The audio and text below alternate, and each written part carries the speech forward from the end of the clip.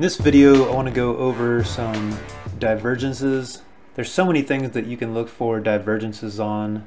This is an RSI, standard 14 period RSI. So here I'm seeing divergences. Price is moving higher, RSI is lower. Price is higher, RSI is lower. Price is higher, RSI is lower. And I'm getting these stars printed from an indicator called Divergence Engine that will measure divergence on any oscillator. I've used it with the RSI, the MACD, Stochastics, MFI. I've used it with volume. I've used it with delta. There's so many things you can measure the divergence on.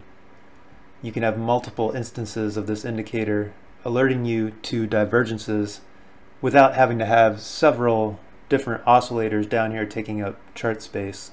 And also just to give you a nice visual reminder when there's divergence present. And as I've mentioned many times before, when I see signals appear, I'm not just taking the signals right when they appear just because the signal appears. You know, I'm factoring in a lot of different things. But one simple approach that you can use for any indicator signal is to wait for some kind of confirmation that price is moving in the direction that the indicator says it is moving in. So we're getting some bearish divergence here. Well, we want to see price break below recent lows. Whether it's very recent lows or semi-recent lows, we want to break and close below one of the previous levels here. So here's our first signal candle. We don't actually get a close below this level until this candle right here. So when you see one of these bearish divergences, wait for some confirmation. Same thing with this bullish divergence on the RSI. We get the signal right there. We never close above. We never get a close above that. Here's another case of very clear divergence. See, price makes its low here. Look at the RSI. Look how low it is. Here we make a lower low. Price is lower than the most recent low, making lower lows. Look at the RSI. RSI is much higher. Some classic divergence right there. And we've got the divergence engine indicator alerting us to this condition.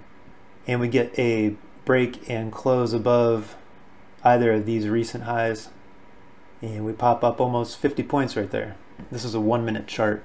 Just a couple more divergence signals later in the afternoon. See, we're making lower lows, lower lows.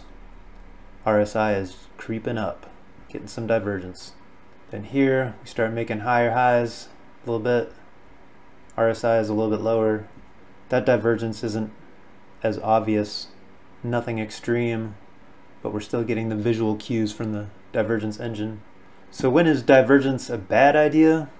Well, if you've got this on a shorter time frame, or sometimes even the 1 minute, if the market's trending strong in one direction or the other, you can get a lot of divergences and price will keep moving in the direction it wants to. Here's yesterday morning. This is all in the first 10 minutes of the New York Open. Divergences like this are harder to see, but the indicator is still mathematically calculating them.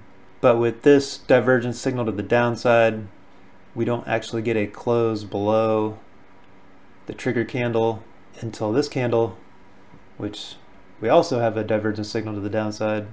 And if you were waiting for it to break below these recent lows, we don't get a short entry until this candle. Price drops over 50 points there. This divergence signal to the upside, we never break above these highs or recent highs to trigger that long signal.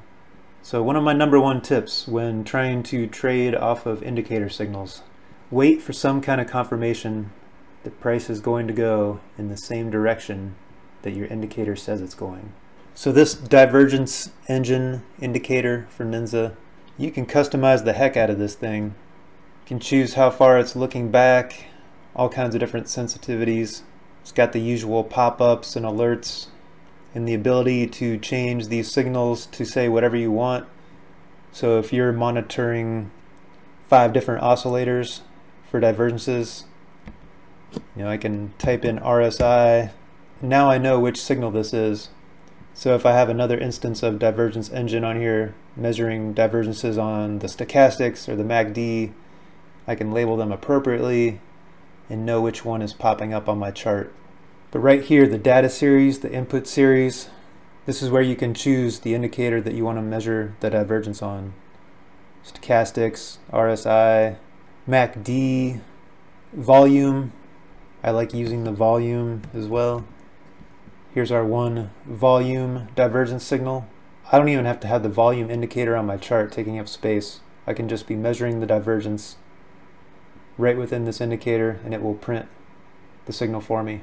So with just this one indicator, I can measure divergence on many, many different sources. So if you're someone that enjoys trading with divergences, this can be a very valuable tool.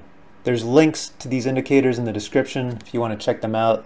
If you use the code MonkeyMan, you get the absolute best price no matter what. Even if they're having a crazy sale, you get an even deeper discount by using code MonkeyMan. Either way, I hope you got some great ideas for your own trading. Thanks for watching. Please like and subscribe if you would like to see more.